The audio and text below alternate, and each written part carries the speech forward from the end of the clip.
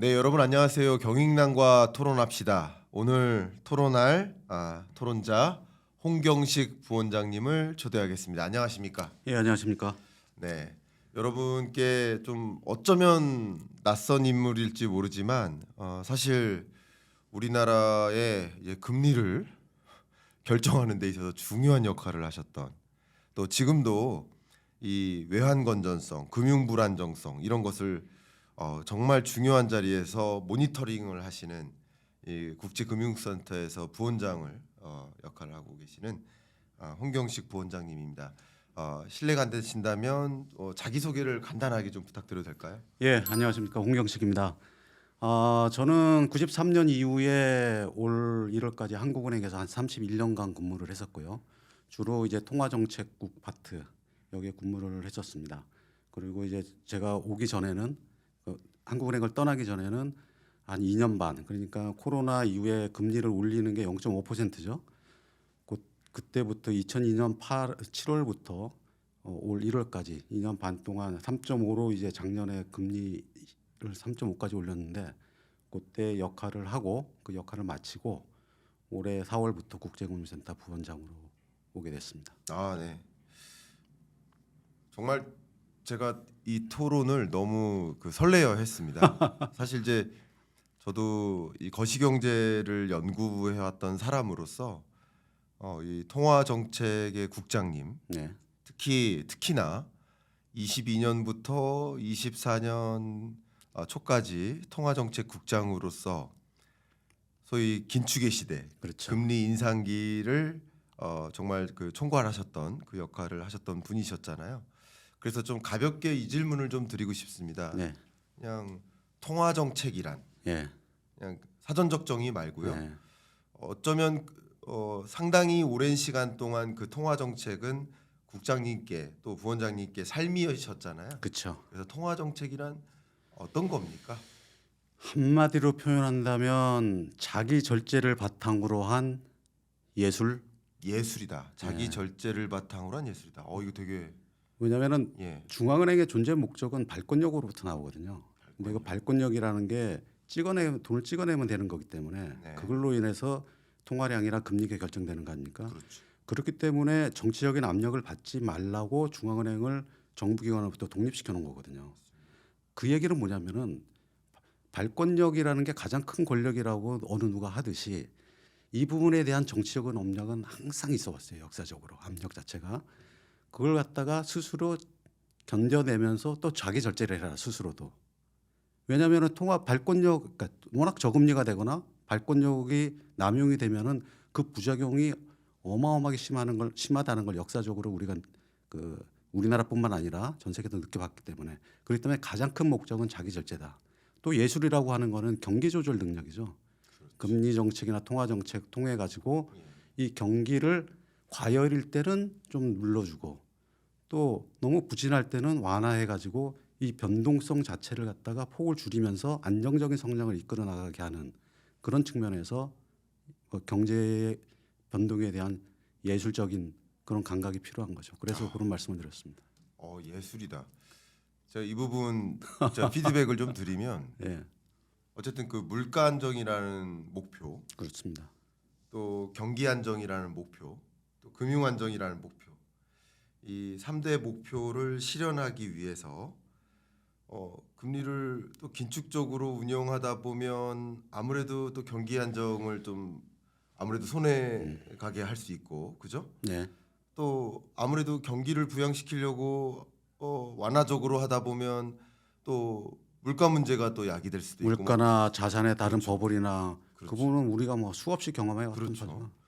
그렇기 때문에 그런 것을 미세하게 네. 밸런스를 맞추면서 어떤 균형점을 찾아가기 위해서 어쩌면 그 예술의 경지에 가까운 네. 그 균형점을 맞추기 위한 굉장히 어려운 그 관역에 맞추기 위한 어떤 사람들은 그런 얘기합니다. 아니 금리를 뭐 세계 중에 하나 아니냐, 올리거나 동결하거나 내리는 거 이거 누가 못하냐 그러는데, 네. 그 실제 과정을 들여다보면은 어마어마한 데이터와 고민과 판단과 논리, 그리고 대외적으로 이걸 커뮤니케이션을 어떻게 할 건가, 이러한 노력이 다 집합돼 가지고 나오는 거기 때문에 생각보다 쉽지 않습니다. 단적으로 얘기하면은 금통위원으로 처음 오신 분들이 하시는 말씀이 이렇게 회의가 많은 줄 몰랐다.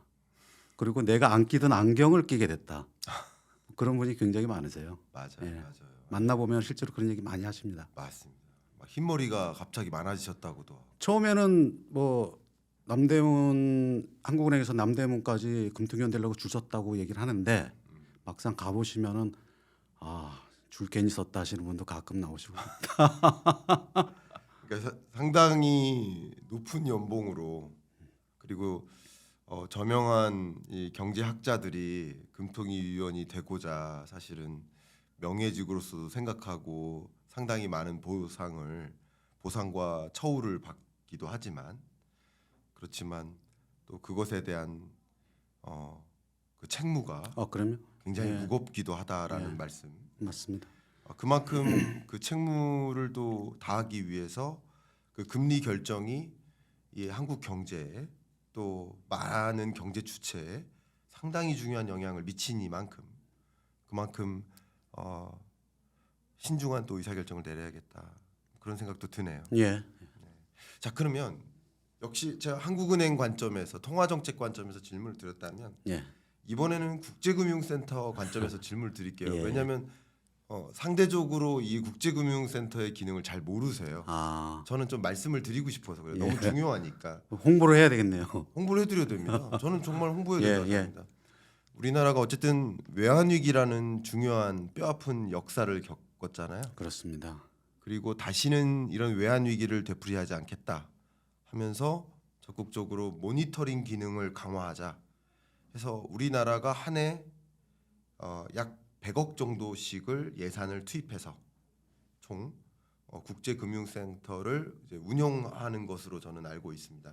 그래서 외환 건전성, 또 금융 불안 이런 것들을 적극적으로 모니터링하는 장치를 두고 있다.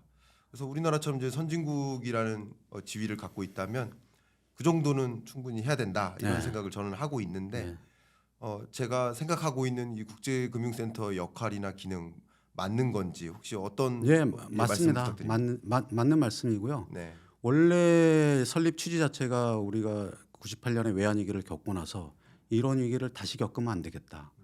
그러면서 조기 경보를 할 수 있고 국제금융 시장에서 돌아가는 모든 정보를 봐가지고 이것이 과연 어떻게 우리 경제에 영향을 미칠 만한 중요한 변수인가를 판단해가지고 그거 갖다가 얼리 워닝 하기 위해서 만든 조직이 맞고요. 네, 그렇기 때문에 만드는 자료는 뭐 그 정책을 담당하는 정부나 한국은행이나 뭐 금감원이나 아니면 실질적으로 이쪽에 대해서 그 돈을 일부 대고 있는 은행들이나 금융기관에 대해서는 다 저희가 리얼타임으로 제공을 하고 있고요.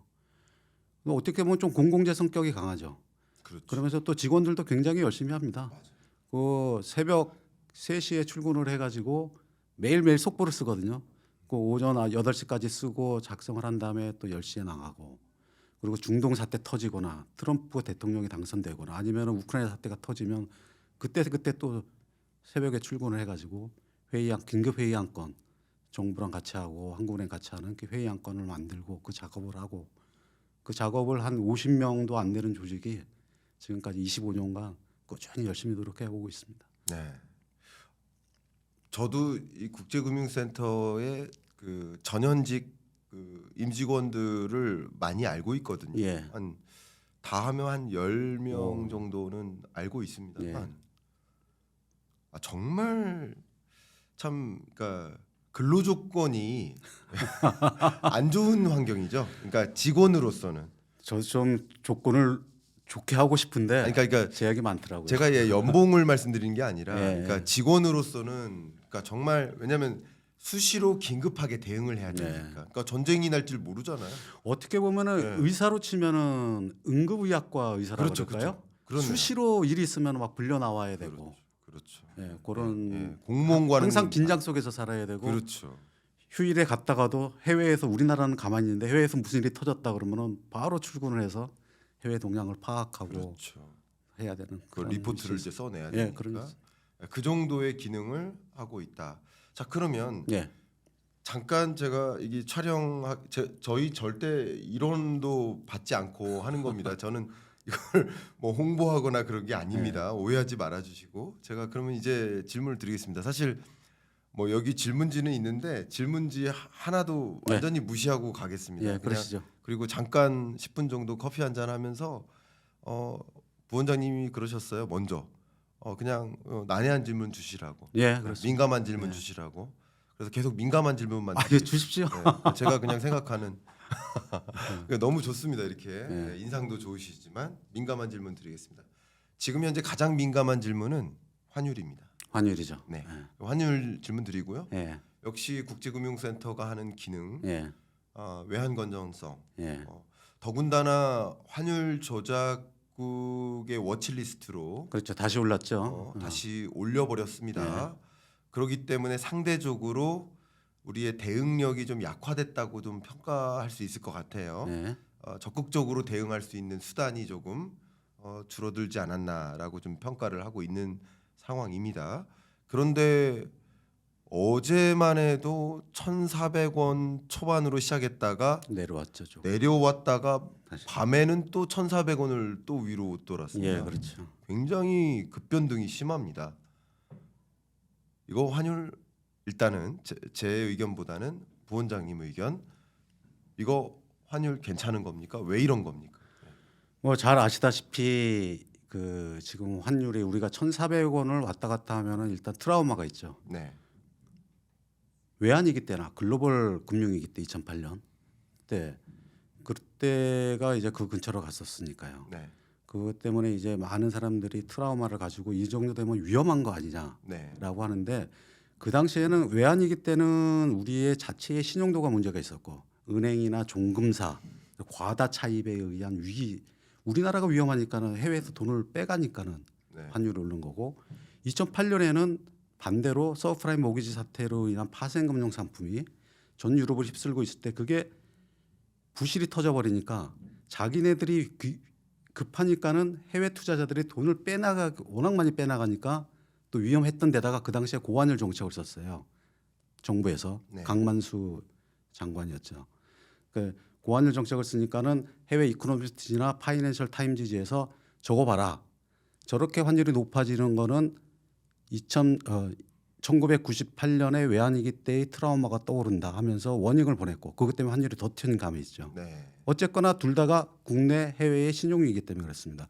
근데 최근에 몇 년간의 이 환율은 우리 자체의 문제나 아니면 외부의 신용 문제라기보다는 달러화 자체가 인덱스 자체가 강세가 되면서 나타나는 현상이 굉장히 강하거든요. 맞습니다. 그 속에서 우리나라의 외환 시장은 워낙 얇기 때문에 우리 자체의 문제가 아니기 때문에 위안 하나 엔화의 변동에 따라서 틈새에서 이게 왔다 갔다 하는 측면이 커요.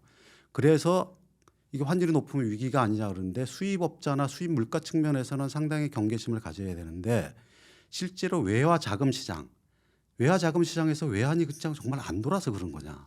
예를 들면 2002년 하반기 때 레고랜드 사태 터지고 하면서 부동산 PF 문제 생기고 하면서 그다음에 그때 그 당시가 미국이 자이언트 스텝을 3번 밟을 때죠. 그때 환율이 엄청나게 올랐는데 그 당시에는 외환이 많이 부족을 했거든요. 네. 특히 외화 상품에 대한 파생 상품에 대해서 그 마진 콜이 걸린 그런 금융기관이 많아가지고 그래서 그 당시에는 포지션이 그랬어요. 1,400원대에 안 맞춰놓고 그 밑에 맞춰놨기 때문에. 근데 지금은 그런 얘기가 없잖아요. 그 포지션을 상당 부분 정리를 했다는 거죠 또. 그리고 외화 자금 시장 자체에는 지금 큰 문제가 별로 없는 걸로 모든 지표가 그렇거든요.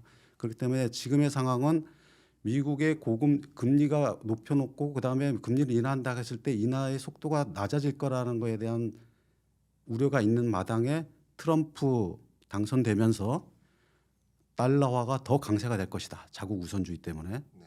라는 게 심리적으로 겹쳐가지고 나타나는 현상이고 어렵긴 하겠지만 외화자금 자체가 문제가 되면서 우리 신인도에 문제가 생긴 거는 아직은 그런 상황은 아니다.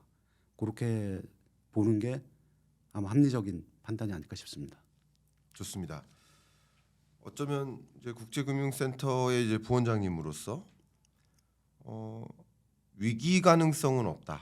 외환 파트 외환 건전성. 그거로 인한 위기 가능성은 환율의 움직임을 보고 얘기하는 거는 좀 너무 나간 좋습니다. 거다. 그렇게 말씀드리겠습니다. 그러면 이렇게 질문드리겠습니다. 예. 제가 조금 이번에는 좀 질문을 죄송합니다. 예, 하십시오. 채널이 그냥 토론입니다. 저희는 좋습니다. 토론이기 때문에 예. 이번에는 조금 반론에 예. 반론이라기보다는 조금은 이렇게 그러니까 저도 위기로 전개될 거라고 보지는 않거든요. 예. 경제 위기, 이코노믹 크라이시스로 정의하는 경제 위기. 그러니까 이전에 겪었던 위기. 그렇죠. 그런 건 종류의 위기는 아닐 거다. 아니라고 보지만 예. 이게 상당한 리스크 요인, 그러니까 위험 요인으로는 저도 평가를 합니다. 네. 그래서 걱정이 되는 것 예. 뭐냐면 일단 첫 번째 한국은행의 경제 전망도 그렇고요. KDI의 경제 전망도 그렇고 저의 경제 전망도 그렇습니다만 2024년까지의 경기의 흐름이 일단은 기여도로 봤을 때 내수 성장 기여도와 외수 성장 기여도를 둘로만 구분했을 때 일단 24년 상반기까지는 외수 순수출 수출. 기여도가 상당히 높았습니다. 네. 그게 나름 경제를 뒷받침해 줬던 거예요. 맞아요. 예. 내수는 전혀 회복이 안 됐었어요. 맞습니다. 예. 근데 이 외수 성장 기여도가 주춤해지는 거죠. 그렇죠. 하반기 들면서. 예. 현재 그런 움직임을 보이고 있죠. 네. 예. 근데 KDI나 한국은행의 공통된 전망이 내수 성장 기여도가 이제 늘어난다. 이유는 뭡니까? 가장 대표적으로 이제 금리를 인하하고 예. 가계 부채의 증가속가 둔화되고 예. 뭐 그런 여러 가지 요인들 때문에 점차 내수가 이제 그러니까 외수의 기여도는 줄어들지만 네. 순수출 기여도는 줄어들지만 예. 내수 성장 기여도가 뒷받침이 어느 정도 된다. 저는 그렇게 보지를 않는데요. 보지 않으시죠? 예. 저도 그렇게 보지 않아요. 그렇게 될 수가 없을 것 예, 같은데요. 저도 그렇게 안 봐요. 저도 그렇게 안 보기 때문에 예. KDI의 전망이 2.0%거든요. 내년. 내년이 그러니까 한국은행은 심지어 2.2%입니다. 예. 그래서 그게 어렵다. 저는 1%대로 전망합니다. 예. 그래서 그거 자체가 어렵다. 그러니까 제가 지금 드리는 이야기는 어쨌든 내수가 회복될 수 있도록 생각하려면 금리를 인하하는 것이 금리 인하가 만병통치약은 아니지만 네. 금리 인하를 통한 내수 회복을 좀 견인하려는 이게 장치가 필요한데 통화 예. 정책의 수장 역할을 하셨기 때문에 그러면 이렇게 강달러 기조가 계속 지속된다면 한국은행으로서는 금리 인하가 더 부담스럽잖아요. 부담스럽죠. 그렇죠. 외환 파트기. 우리가 기축통화국이면은 별 상관이 없을 텐데 그렇죠. 기축통화가 아닌 경우에는 제3국이라 그러면 오리지널 신이라 그러잖아요. 그 부분에 대해서는 그래서 외환 보유고를 달러로 쌓는 거고 외환 충격 때문에 그런 면에서는 상당히 부담스러운 건 사실이죠. 그렇죠. 그게 위험 요인으로 작용할 것이다. 그러니까 결국은 외수 성장 기여도가 줄어드는 마당에 내수 성장 기여도도 같이 줄어드는. 근데 저는 그 논리 과정에 좀 의문을 좀 제기하고 싶은 것이 네.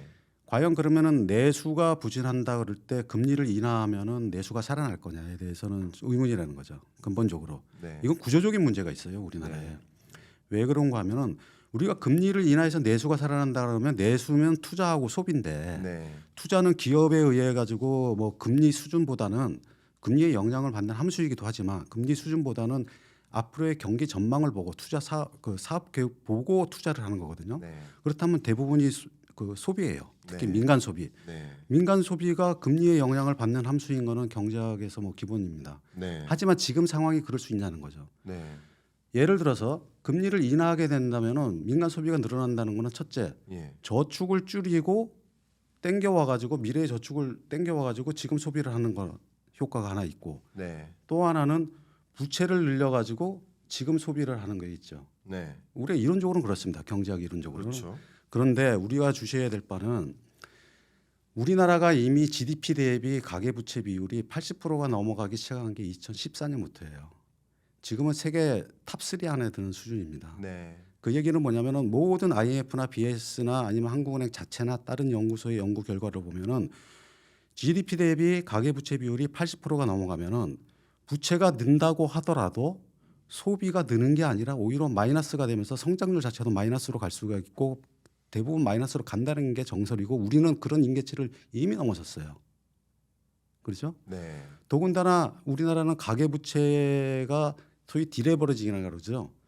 GDP 대비 가계부채 비율이 떨어지는 그 과정을 선진국 우리나라가 선진국이라고 한다면 20여 년간 거치지 않은 유일한 나라예요. 네. 그 부동산 불패 심리가 살아 있고 그 속에서 가계부채가 늘어왔다는 얘기죠. 그러면은 금리를 인하하면은 저축을 줄이거나 부채를 늘려서 소비가 늘어나야 된다는 얘기인데 부채가 늘어나면은 소비가 오히려 더 준다니까요. 지금은 그거는 통화신용정책 보고서에서도 나와 있는데 상관계수 단순히 인과관계 아니라 상관계수만 구하더라도 2014년 이전에는 가계부채 증가율이랑 소비 증가율이 상관계수가 0.67 뭐 이렇게 나와요. 네. 근데 2014년 이후로는 마이너스가 나와요. 소폭이나마. 그런 상황에서 우리가 금리를 내린다고 한들 어떻게 내수가 살아날 기반이 되는가. 더군다나 더 심각한 거는 뭐 인구 문제로 볼 때 네. 우리가 이미 30대 인구가 한 14만 명, 15만 명이 매년 줄어들고 있거든요. 네. 젊은 층의 소비 수요가 굉장히 강해요, 원래. 네. 인구 구조가 급격하게 줄어드는 마당에 그걸 갖다가 미래의 일이 아니라 지금 당장 겪고 있는 거거든요. 네. 자영업자가 여기 보면 공실 많죠, 주위에 나가 보면. 네. 저는 공실 자체도 왜 이렇게 영업이 안 되냐 그러는데 그 인구가 줄면서 유효수가 줄는 효과가 저는 상당히 크다고 봐요. 그 대표적으로 느끼는 게 이미 한 10여 년 전부터는 서울 외곽에 있는 뭐 의정부시나 여러 가보면은 학원들은 이미 다 문을 닫았어요. 애들이 없으니까. 네. 그게 나타나고 있는. 그러면은 지금 상황에서 금리를 인하여서 내수가 회복된다는 거는 일시적으로 그럴 수 있어요. 더군다나 우리가 그런 얘기를 합니다. 아니 이렇게 부채가 많기 때문에 오히려 금리를 내리게 되면은 이자 부담이 줄기 때문에 그만큼 소비로 가지 않느냐. 맞는 말씀이에요. 네. 그거는 긍정적인 금리 인하의 효과입니다. 그런데 그 논리로 인해서 금리를 인하했을 때 제가 한 20여 년, 30여 년 가까이 경험을 해보니까 한국은행에서 그렇게 해서 소비가 늘고 이자 부담이 경감되는 효과도 있지만 거시적으로 보면은 빚을 내지 않았던 내지는 부채가 적었던 가게가 부채를 늘리는 효과가 더 커요. 더 크죠. 그러면 그 부분은 어떻게 할 거냐고요. 그런 면에서 볼 때 인구 구조의 문제 그리고 가계부채 누중의 문제로 볼 때 금리 인하만으로 내수가 늘 수 있다는 거는 어느 정도의 효과가 있고 단기적인 효과가 있을지 몰라도 조금만 시간이 지나면 오히려 마이너스 역효과로 작용할 수 있다. 네. 금리 인하만으로 본다면. 네. 그렇기 때문에 제가 어려운 부분에 대해서 내수가 어려운 부분도 실질적으로 어느 업종이나 어느 파트가 있을 거 아닙니까? 가계 부분에 소비하는 주체마다 다르고 그렇다면 그 부분에 대해서는 금리 인하라는 내지는 금리 인하 정책이라는 큰 뭉뚱 모든 이 다 영향을 미치는 이런 모든 부분에 영향을 골고루 미치는 무차별적으로 미치는 통화 정책보다는 선별적인 정책이 더 나을 수 있다. 그리고 아까 교수님 말씀하신 대로 환율 부분 네. 이 부분에 대해서 환율이 오르고 있는데 금리 차에 의해서 환율이 움직이는 거는 우리가 많이 봐왔거든요. 네. 실제로 금리 차에 의해서 자금 이동이 되는 건 별로 없는 것 같은데 네. 환율은 가격 변수는 상당히 많이 움직이거든요. 네. 그렇게 됐을 때 미국이 지금 금리 트럼프 정부가 들어서면서 재정도 확대하면서 오히려 경제 성장도 지금 미국의 경제 성장을 보면은 생각보다 굉장히 탄탄하거든요. 그래서 금리 인하를 서두르지 않겠다고 파월이 또 말을 파월 의장이 네. 한마당에 그럼 우리가 금리를 또 내수를 위해서 국내를 위해서 인하한다 그러면 환율 파트 이 파트는 어떻게 처리를 할 건가? 그래서 환율이 더 벌어지고 절하 압력 그러니까 환율이 더 올라간다는 생각을 가지게 되면은 우리 쪽에 투자하고 있는 특히 주식 자금 같은 경우는 환율에 굉장히 민감하게 반응하거든요. 그렇죠. 그쪽이 더 빠져나가면서 오히려 환율을 더 높이고 그러면은 수입 물가가 더 높아지고 안 그래도 어려운데 그러면 이 물가에 의한 고통은 또 어떻게 해야 할 건가? 이런 복합적인 문제에 대해서 고려를 해야 되기 때문에 내수 부진이라고 했을 때 금리 인하만이 정답은 아니다. 그 고려할 게 생각보다 많다. 그렇네요. 예. 예. 더군다나 우리 금리 뭐 나중에 토의할 때 나 얘기를 하려고 그랬지만 미국은 금리 수준이 내려도 5%잖아요. 네. 우리는 그렇게까지 안 올리고 3.5까지밖에 안 올렸잖아요. 그만큼 올릴 때 안 올렸으면 내릴 때도 내릴 여지가 적은 거죠. 중립금리 수준을 자체적으로 추정한 거에 비해서도 그렇고 네. 그런 면에서는 좀 고려할 바가 상당히 많다. 그래서 고민이 많을 수밖에 없을 것 같다. 정책 당국. 한국은행만의 입장뿐만 아니라 여타 거시 정책 그다음에 외환 파트를 고민하는 당국의 입장에서 보면은 종합적으로 보면은 상당히 고민할 바가 많고, 예, 저는 꼭 그렇게까지 일단 말씀을 드릴게요. 좋습니다. 제가 사실 이제 금리 부분에 있어서는 조금 이따 좀 떼놓고 더 이제 말씀을 나누고 싶었는데 일단 금리만 놓고 생각해 본다면 뭐 저도 이제 아까 말씀드렸던 것처럼 금리 인하가 만병통치약은 분명 아닙니다. 네. 저도 그 부분 굉장히 공감하고요.